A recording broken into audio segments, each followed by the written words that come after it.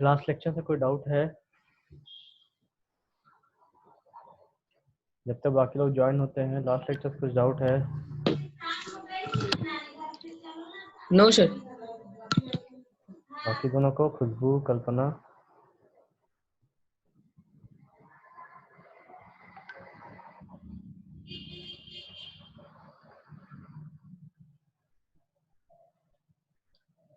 खुशबू, आपको कोई दिक्कत है लास्ट लेक्चर से?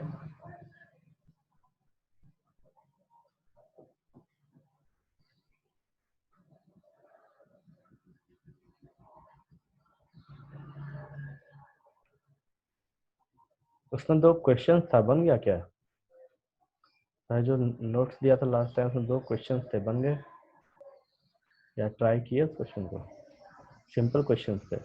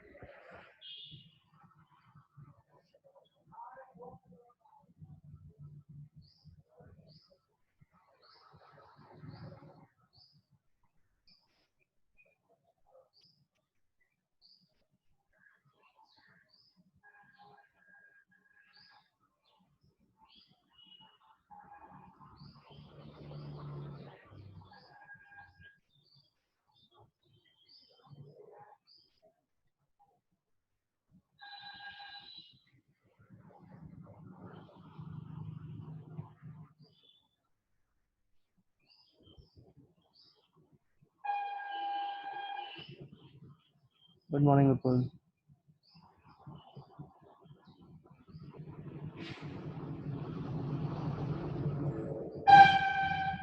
हुक्म नहीं आई है, एक 2 मिनट देख लेते हैं, उसके बाद चालू करेंगे।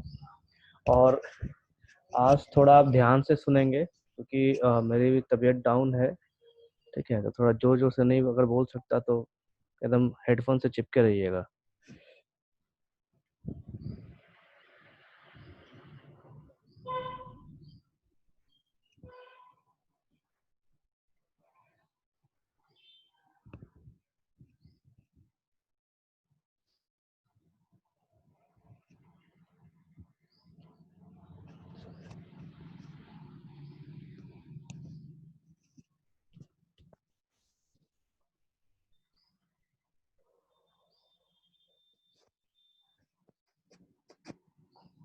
स्क्रीन दिख रहा है सबको? स्क्रीन दिख रहा है? पीडीएफ फाइल दिख रही है?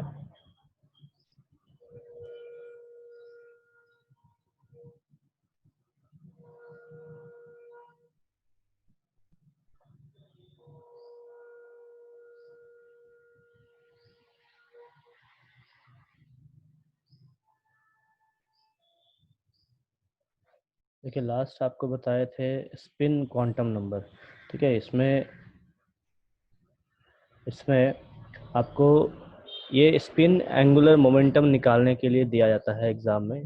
तो क्वांटम नंबर्स के ऊपर ना ज़्यादा थ्योरीज नहीं आते हैं, इनसे जो रिलेटेड फार्मूलाज है, ये छोटे छोटे फार्मूलाज, तो ये सब दिया जाता है।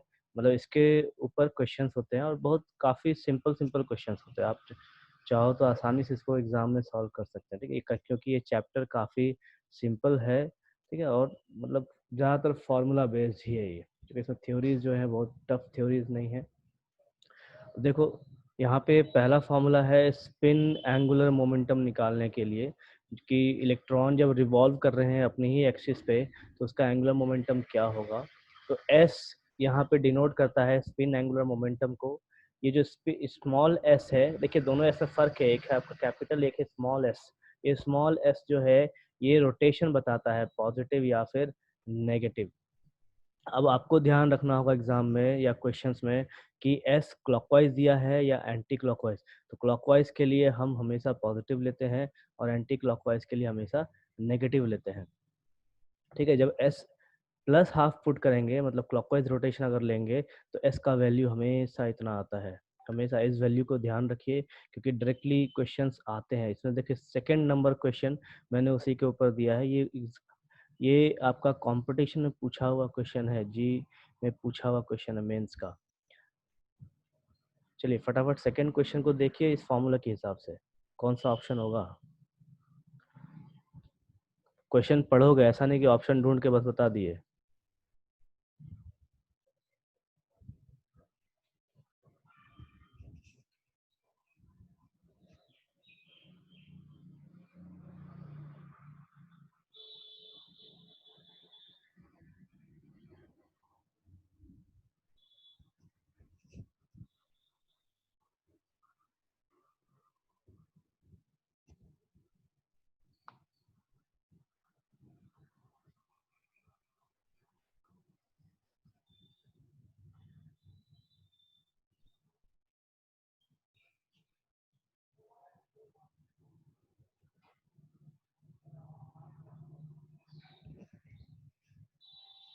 नहीं रूपम, आंसर चेक कीजिए।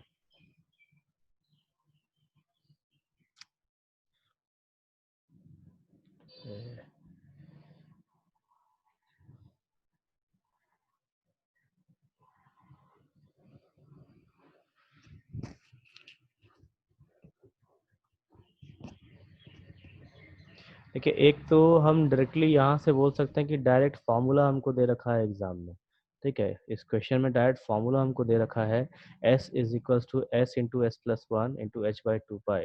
तो हमारा पहला आंसर तो ये हो जाएगा, लेकिन इसके साथ साथ हमारा ये आंसर भी होगा, पॉइंट नंबर सी, हमारा ये आंसर भी होगा। अब देखिए ऐसा होता क्यों है, तो जब भी हम मोमेंटम की बात करते हैं तो मोमेंटम जो है वो पॉजिटिव में लिया जाता है, ठीक है, हम उसे नेगेटिव में नहीं लेते। तो अगर हम मोमेंटम निकालते हैं यहाँ पे, तो यहाँ पे मॉड्यूलर लिया जाता है। देखिए इस जगह पे, हाँ एक मिनट, हाँ पॉइंट सी कितने,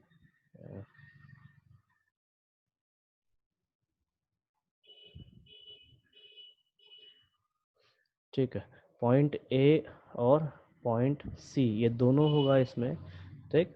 तो ये जो मोमेंट, ये जो स्पिन दे रखे हैं, यहाँ पे स्पिन एक्चुअली इसमें मैग्नीट्यूड जो इसका होता है ये हमेशा पॉजिटिव लिया जाता है, ठीक है। इस वजह से यहाँ पे जो वैल्यू होगा वो दोनों होगा, सी का भी होगा और ए का भी होगा। चूंकि ए हमारा डायरेक्ट फॉर्मूला है तो इसे तो हम पुट करेंगे ही, और सी हम पॉजिटिव लेके बनाएंगे तब आएगा। जैसे यहाँ पे देखो s is equal two plus one by two, मतलब मोमेंटम यहाँ पे जो लिया गया है वो क्लॉकवाइज लिया गया है, और तब हमको ये फॉर्मूला देखने को मिलता है, ठीक है।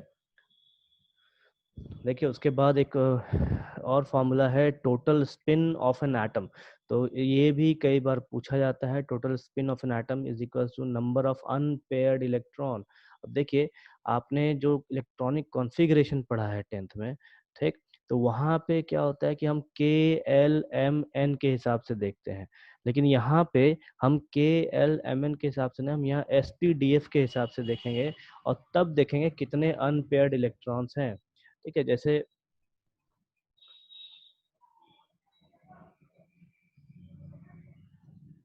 यहाँ देखिए, अगर अगर आपको सोडियम का इलेक्ट्रॉनिक कॉन्फ़िगरेशन, सॉरी,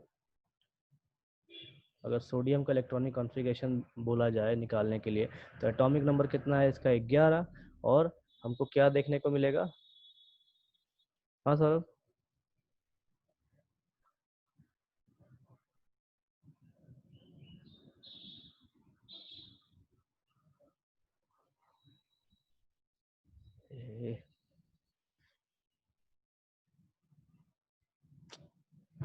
ठीक,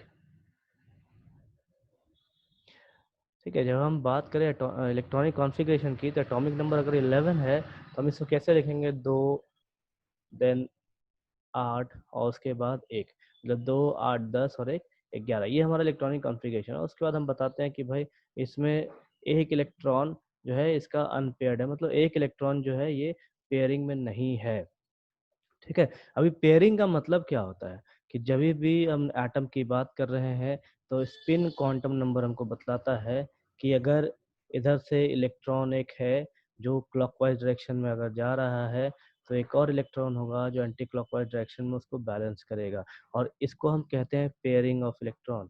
मतलब एक जोड़ा, इलेक्ट्रॉन का एक जोड़ा होना चाहिए, ठीक है, उसको हम पेयर्ड कहते हैं, और जब जोड़ा नहीं होता उसको हम अनपेयर्ड कहते हैं, ठीक है। अभी इसी जगह पे आप देखो, अगर mg की हम बात करें, आपने ऑक्टेट रूल पढ़ा है 10th में कि भाई अगर ये 8 है तो इलेक्ट्रॉन ये लूज नहीं करेगा, बैलेंस रहेगा, ये चीज आपने पढ़ा है पहले, कैसे पढ़े होंगे आप 10th में।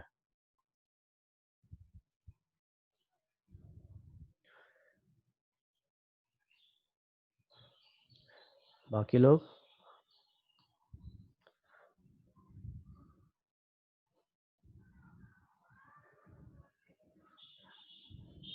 ठीक है, देखिए हम यहाँ पे भी ऑक्टेट रूल पढ़ेंगे, और उस कंडीशन में हम देखेंगे अनपेयर्ड या पेयर्ड इलेक्ट्रॉन्स क्या है, किनको कहते हैं। अब देखो यहाँ पे एक इलेक्ट्रॉन, ये हमारा अनपेयर्ड इलेक्ट्रॉन कहलाएगा, क्योंकि हम यहाँ पे के एल एम इनके हिसाब से चलते हैं, तो हमको बहुत कंफ्यूजन हो सकता है कि भाई अगर एक से अधिक इलेक्ट्रॉन होंगे तो वो पेयर्ड है या नहीं। जैसे आप यहाँ पे देखो तो 2, 8 और फिर 2, ठीक है, तो हम यहाँ पे कंफ्यूज हो सकते हैं कि यहाँ पे ये पेयर्ड है या अनपेयर्ड है, ठीक है। तो इस चीज को वो समझाता है टोटल स्पिन वगैरह। अभी उस पे नॉर्मल न्यूमेरिकल्स आते हैं, क्वेश्चंस आते हैं, और सिंपल सा एक फॉर्मूला है कि n इंटू 1/2। यहाँ पे n जो है, ये n हमारा नंबर ऑफ अनपेयर्ड इलेक्ट्रॉन्स है। जैसे सोडियम में एक इलेक्ट्रॉन था तो उसको हम अनपेयर्ड इलेक्ट्रॉन्स कहेंगे। देन नेक्स्ट टॉपिक है हमारा शेप्स ऑफ ऑर्बिटल्स। देखिए जो स्क्रोडिंगर वेव इक्वेशन था उसको सॉल्व करने के बाद हमको बेसिकली ऑर्बिटल्स का शेप पता चला था कि इलेक्ट्रॉन जो है वो किस तरीके के शेप में रिवॉल्व करते हैं, ठीक है। तो यहाँ पे कुछ ग्राफ्स है, और ये ग्राफ जो है आपको प्रोबेबिलिटी बताता है। ध्यान से सुनिए, ये जो ग्राफ है, देखिए ये ग्राफ आपको कई बार कंपटीशन में पूछता है कि इस ग्राफ के हिसाब से आप ये बताइए कि यहाँ पे नोड्स कितने हैं, ठीक, कौन सा, कहाँ पे डेंसिटी ज्यादा है, कहाँ पे कम है, इस टाइप से। अब देखो हमने स्क्रोडिंगर वेव इक्वेशन में देखा था कि वहाँ जो इक्वेशन है वो साई को लेके दी जाती है, ठीक। अब साई जो है वो क्वाड्रेटिक इक्वेशन है, क्वाड्रेटिक इक्वेशन में पॉजिटिव वैल्यूज भी आते हैं, नेगेटिव वैल्यूज भी आते हैं, लेकिन साई स्क्वायर जब हम इसका स्क्वायर कर देंगे तो जो नेगेटिव वैल्यू है वो भी पॉजिटिव हो जाएगा, ठीक है। स्क्वायर करने का रीजन क्या है कि इलेक्ट्रॉन्स की जो प्रोबेबिलिटी है, मतलब किसी के उपस्थित होने की जो संभावना है वो नेगेटिव में नहीं हो सकता, ठीक है। तो इस वजह से हम क्या करते हैं, इसको पॉजिटिव में लेते हैं, तो हम इसे साई स्क्वायर कहते हैं। अब प्रोबेबिलिटी जो है वो psi square into DV, DV है हमारा चेंज इन वॉल्यूम, तो एक डीवी हमारा चेंज इन वॉल्यूम है। चूंकि हम स्फेयर की बात करते हैं, कहीं पे किसी के होने की बात करते हैं, तो ये हम यहाँ पे वॉल्यूम के टर्म में लेते हैं। अब इस इक्वेशन को, उस इक्वेशन को सॉल्व करके ये ग्राफ प्लॉट किया जाता है। अब देखिए यहाँ पे सबसे पहला 1s का ग्राफ है, देन 2s का ग्राफ है, देन 2p का यहाँ पे ग्राफ है, ठीक है। इस ग्राफ में देखिए एक तरफ कैपिटल आर, एक तरफ स्मॉल आर है। अब यहाँ पे ये जो कैपिटल आर है, यहाँ पे आप साई लिख सकते हैं, ठीक है। और नीचे वाला जो ग्राफ है जहाँ पे आर स्क्वायर लिखा हुआ, जहाँ मेरा माउस से देखिए यहाँ आर स्क्वायर लिखा हुआ है, इसको आप साई स्क्वायर लिखते हैं, ठीक। ध्यान से सुनिए, यहाँ पे साई लिखा हुआ होता है और यहाँ पे साई स्क्वायर होता है। हमारे पास दो ग्राफ्स होते हैं, एक तो ये ऊपर वाला, एक ये नीचे वाला, ठीक है। अब देखो दोनों ग्राफ एक ही चीज को रिप्रेजेंट करते हैं। ये जो ग्राफ है ऊपर वाला, ये रिप्रेजेंट करता है साई को, और जो ये नीचे वाला ग्राफ है सेकंड वाला हमारा, ये रिप्रेजेंट करता है साई स्क्वायर को, ठीक। अब इस जगह पे आप देखिए ग्राफ कैसा है कि जैसे जैसे हम रेडियस बढ़ता जा रहा है हमारा, यहाँ पे देखिए रेडियस जो है इस जगह से इधर की ओर इंक्रीज कर रहा है, ठीक है। तो जैसे जैसे रेडियस हमारा इंक्रीज कर रहा है वैसे वैसे प्रोबेबिलिटी भी घटता जा रहा है इलेक्ट्रॉन्स के होने की। तो इसका मतलब है कि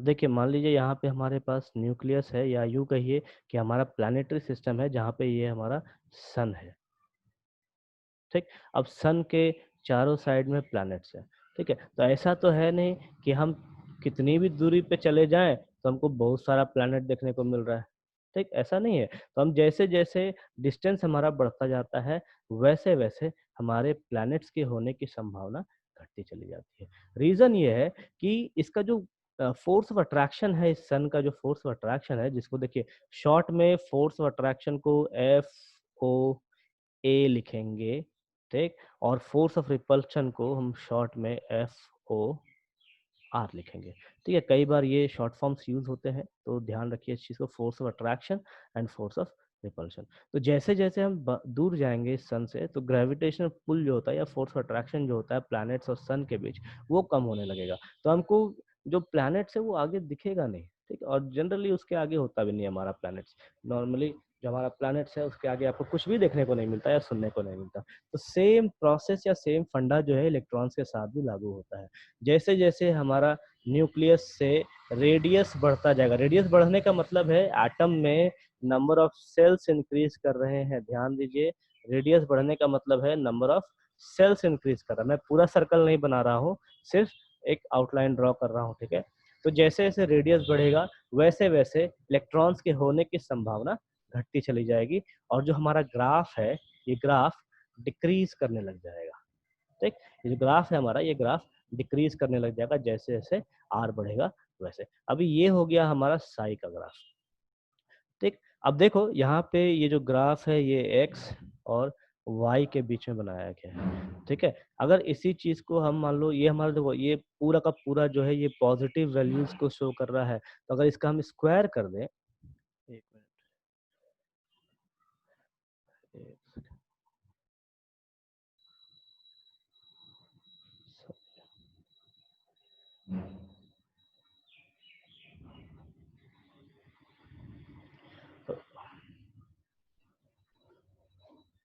ये सटता नहीं है, ध्यान रखिए, ये जो ग्राफ है ये जाके सटता नहीं है, ठीक है? ध्यान रखना है इस चीज़ का, ऐसा नहीं कि नीचे लाके उसको एकदम एक्स एक्सिस पे चिपका दिए, ठीक? अभी ये एक्स और वाई एक्सिस में मान लीजिए हमारा ग्राफ प्लॉट है, और ये पॉजिटिव है, ये पूरा का पूरा एक्स,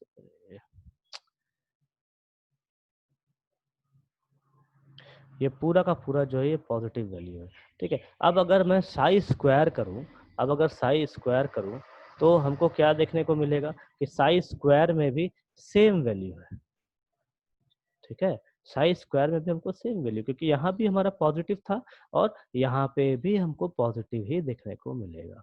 तो ये हमारा पहला कंडीशन है, और ये जो ग्राफ प्लॉट होता है ये सबसे पहले 1s के लिए प्लॉट होता है। 1s आप यूँ कह सकते हैं कि जो हम 10th में इलेक्ट्रॉनिक कॉन्फ़िगरेशन पढ़ते थे, उसमें जो हमारा के शेल है, उस के शेल के लिए दिया जाता है, ठीक है? तो आप इसको यूँ रिलेट कर सकते हैं, 1s का जो ग्राफ है, वो के शेल को रिलेट करता है, और ये हमारा एक्चुअल में ग्राफ है, इस चीज़ को हम ऐसे पढ़ते हैं।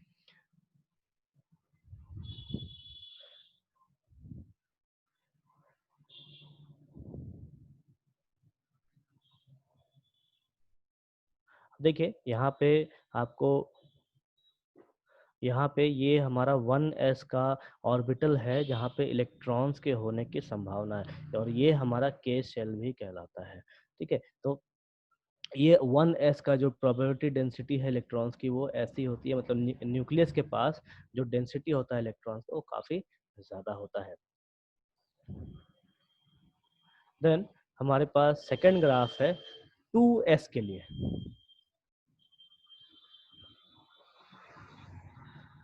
देखिए, काफ़ी इंपॉर्टेंट है ये जो ग्राफ है, ये बेसिकली आपको 12th में कोई क्वेश्चन नहीं आएगा इस ग्राफ के ऊपर, ये प्योर आपका जी और नीट का क्वेश्चंस के ऊपर आता है, ठीक है? तो इस चीज़ को ध्यान से समझ लीजिए।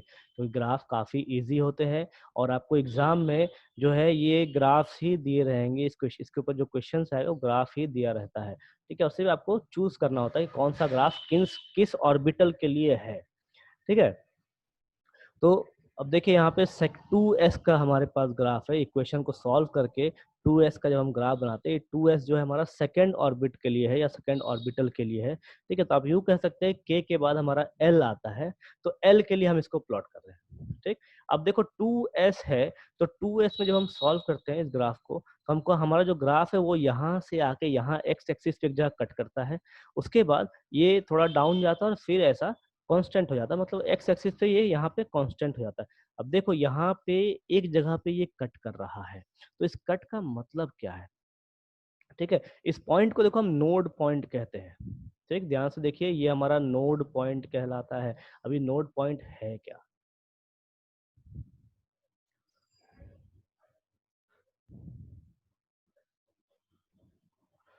जैसे देखो, अभी हमारे पास सेंटर में सन है, देन एक प्लैनेट, दो प्लैनेट, तीन प्लैनेट, चार, पाँच, छ, सात। ठीक, तो यहाँ पे हमारे पास टोटल 7 प्लैनेट्स है, चूंकि ये फिलहाल तो 6 ही है, लेकिन फिर भी मैं 7 लेके चल रहा हूँ। ध्यान से देखिए, अब यहाँ पे एक प्लैनेट होगा आपके पास, एक यहाँ पे होगा, एक इस लाइन पे होगा, एक इस जगह पे होगा, एक इस जगह पे होगा, एक यहाँ पे कहीं होगा, देन एक आपका यहाँ पे होगा। ठीक है, तो हम कह सकते हैं कि भाई इस सर्कल पे हमारा यहाँ पे जो है प्लैनेट है, और इस सर्कल और इस सर्कल के बीच, या यूँ कहिए कि इस ऑर्बिट और इस ऑर्बिट के बीच में यहाँ पे कोई भी प्लैनेट्स नहीं है। ध्यान सुनिए, यहाँ पे कोई भी प्लैनेट्स नहीं है।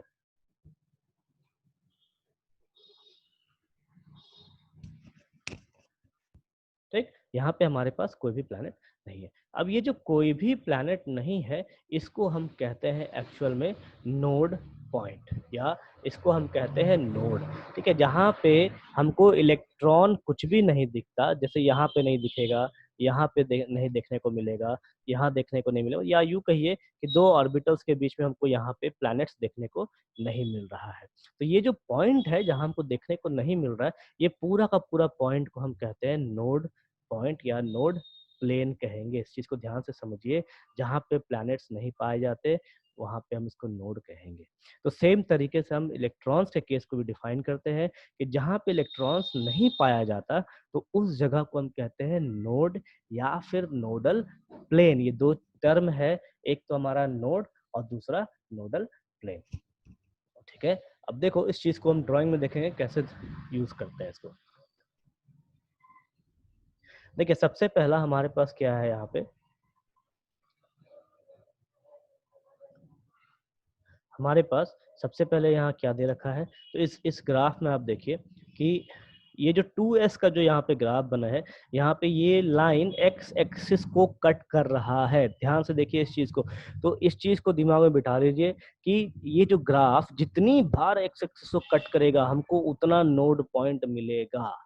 ठीक, इसको आप नोट डाउन करना चाहे तो हिंदी में कहीं आप लिख लीजिए कि साई का जो ग्राफ है वो एक्स एक्सिस या फिर आर की जो एक्सिस है, यहाँ पे आर है, ये जो आर की एक्सिस है, इसको जहां जितनी बार कट करेगा एक्स आर की एक्सिस पे, उतना हमें नोड पॉइंट देखने को मिलेगा। ठीक है, अब देखो ये हमारा साई का वैल्यू है, साई का ग्राफ है। तो जब हम इसका स्क्वायर करते हैं, इसका साई का हम स्क्वायर करेंगे, देखिए यहाँ पे आर स्क्वायर लिखा है, तो आप आर स्क्वायर भी लिख सकते हैं, साई स्क्वायर भी लिख सकते हैं। ठीक, तो स्क्वायरिंग से होगा क्या कि जो नेगेटिव वैल्यू है वो भी पॉजिटिव हो जाएगा। तो ये जो नीचे में, यहाँ जो नीचे में जो मैक्सिमम पॉइंट है, ये उठ के ऊपर चला जाएगा। जैसे यहाँ पे हमको देखने को मिल रहा है कि जो मैक्सिमम पॉइंट यहाँ नेगेटिव में था, वो यहाँ पे मैक्सिमम पॉइंट हमें पॉजिटिव में मिल रहा है। उसके बाद यहाँ पे जो नोड पॉइंट है, वो सेम नोड पॉइंट हमको यहाँ देखने को मिल रहा है।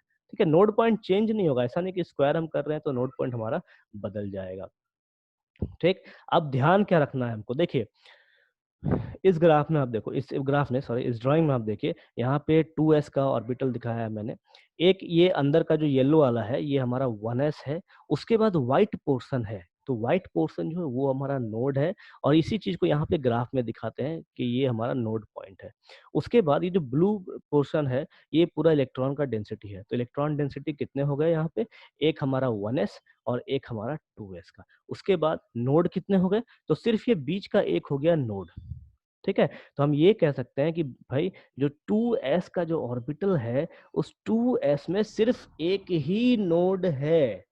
तो जैसे जैसे हम ऑर्बिटल्स की संख्या इंक्रीज करते चले जाएंगे, वैसे वैसे उससे एक कम नोड मिलता चला जाएगा। देखो जैसे यहाँ पे आप देखिए, जब हम 3s की बात करें, तो 3s में कितने नोड मिल रहे हैं, एक यहाँ पे और एक यहाँ पे। जब हम तो टोटल नोड कितने हो गए, यहाँ पे टोटल 2 नोड हो गए। इसी तरीके से जब हम 4s की बात करेंगे, तो वहां पे हमको टोटल 3 नोड्स देखने को मिलेंगे। मतलब 3 ऐसी जगह होगी जहाँ पे इलेक्ट्रॉन्स की पॉसिबिलिटी या इलेक्ट्रॉन्स नहीं होंगे उस जगह पे।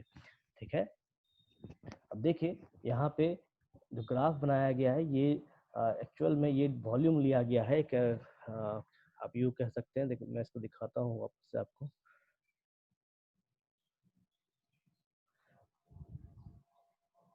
जैसे देखिए अगर हमारे पास कोई भी शेल है, ठीक, उसके बाद इलेक्ट्रॉन डेंसिटी की हम बात करते हैं तो हम क्या करेंगे कि कोई आर्बिट्री वॉल्यूम लेके हम चलेंगे। ठीक है, आर्बिट्री वॉल्यूम मतलब जो डिस्टेंस कुछ डिस्टेंस पे होगा यहाँ से न्यूक्लियस से, तो ये जो डिस्टेंस होगा ये हमारा आर हो जाएगा। ठीक, और ये जो हमारा रेडियस होगा ये हो जाएगा हमारा डी आर। तो हम जो वॉल्यूम निकालेंगे वो हमारा वॉल्यूम इसके थ्रू निकलेगा। तो वो जो फॉर्मूला या वो जो ग्राफ निकाला गया है वो इससे ही निकाला जाता है। ठीक है, आपको इसका डेरिवेशन नहीं पूछता, बस सिर्फ उस ग्राफ को पूछा जाता है कि 2s का ग्राफ कैसा दिखता है, 3s का ग्राफ कैसा दिखेगा, 4s कैसा दिखेगा, इस टाइप का। आपको डेरिवेशन इसका याद नहीं करना है, तो ध्यान रहे कहीं आप डेरिवेशन खोजने चक्कर में परेशान ना हो।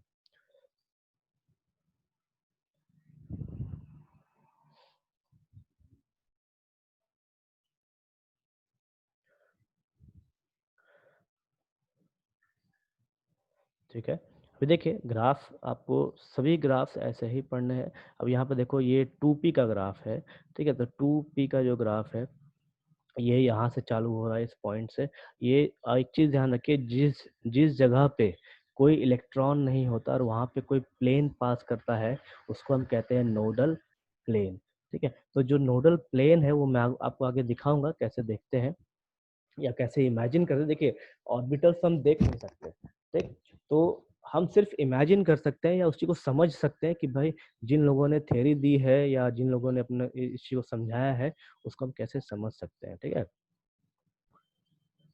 देखो जो मैं आपको वॉल्यूम बताया था वो वॉल्यूम यहाँ पे लिखा गया है, ये 4 पाई स्क्वायर आर स्क्वायर और कैपिटल आर स्क्वायर, चाहे यहाँ पे capital sorry Sai square use करते हैं। ठीक है, ये वॉल्यूम ग्राफ है जहाँ पे इलेक्ट्रॉन्स के डेंसिटी या इलेक्ट्रॉन्स के होने की संभावना मैक्सिमम होती है। तो आपको बेसिकली ये ग्राफ और ये ग्राफ याद रखना है। स्मॉल आर जो है वो हमारा रेडियस है। ठीक है, कि जैसे जैसे हम रेडियस की ओर बढ़ेंगे, जैसे जैसे हमारा रेडियस आगे बढ़ेगा वैसे वैसे इलेक्ट्रॉन्स के होने की संभावना कितनी है वो उसको बताता है। ठीक है, ध्यान दीजिए यहाँ जो आर है ये स्मॉल आर डिस्टेंस है। डिस्टेंस मतलब न्यूक्लियस से आपका जो ऑर्बिट है या सेल है उसका डिस्टेंस है। ठीक, जैसे ये आप इसको यूं याद रख सकते हैं, सन से लेके अर्थ का जो डिस्टेंस होगा वो हमारा सेम एटम्स में होगा, न्यूक्लियस से इलेक्ट्रॉन का डिस्टेंस। ठीक है, तो वहाँ वो यहाँ पे आर दिया गया है। अब ध्यान क्या रखिए, मैंने आपको बोला लिख लीजिए, जैसे जैसे हम नंबर ऑफ ये ऑर्बिटल्स बढ़ेंगे वैसे वैसे हमारा नोड बढ़ता चला जाएगा। जैसे 2s है तो नोड यहाँ पे 1 होगा, 3s है तो नोड यहाँ पे 2 होगा, 4s है तो नोड 3 हो जाएंगे, 5s है तो नोड 4 हो जाएंगे। इस चीज को आप कहीं नोट डाउन कर लिए, काफी इंपॉर्टेंट पॉइंट है, इसको आप डायरेक्टली यूज कर सकते हैं। देन नोड या नोडल प्लेन। ठीक है, तो नोड या नोडल प्लेन वैसी जगह है जहां पे इलेक्ट्रॉन्स के होने की संभावना 0% होती है। देन नंबर ऑफ नोड्स निकालने के लिए आपको एक फॉर्मूला दिया गया है n-l-1। ठीक है, अब इसको कैसे यूज करेंगे, मैंने आपको l का वैल्यू बताया है। देखिए इसको यूज कैसे करेंगे, तो हमारे पास फॉर्मूला क्या है, n-l-1। ठीक है, अब कहो कि हमको नोड निकालना है किसके लिए, 5 के लिए हमको नोड निकालना है। तो 5s में ये जो n है ये हमारा 5 हो जाएगा और जो s है s का वैल्यू होता है 0। किसके लिए, इसके लिए। तो हम कैसे लिखेंगे इसको, 5 - 0 - 1, हमको कितना मिलेगा टोटल नंबर ऑफ नोड्स, 4। जो मैंने आपको अभी बताया था कि कॉन्सेप्ट आप कैसे याद रखेंगे, तो जितना आपको जितना ऑर्बिटल दिया गया है उससे एक कम, तो वो जो एक कम है वो ऐसे निकल के आता है। ठीक, जब हम p की बात करें, मान लीजिए यहाँ पे हमारे पास 5p है, तो p में l का वैल्यू कितना होता है, l का वैल्यू p के लिए होता है 1। तो उस कंडीशन हम क्या यूज करेंगे, 5 -1 एंड अगेन -1। हमको क्या देखने को मिलेगा, 5 में 2 गया तो 3, टोटल नंबर ऑफ नोट्स हमको मिल जाएंगे 3। तो ये हम पी के लिए निकाल सकते हैं और इसी तरीके से नोट्स, टोटल नोट्स निकाला जाता है। ये काफी इंपॉर्टेंट और सिंपल फॉर्मूला है।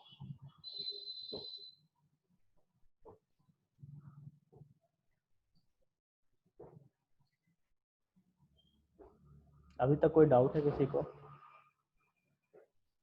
अभी तक कोई डाउट है किसी को?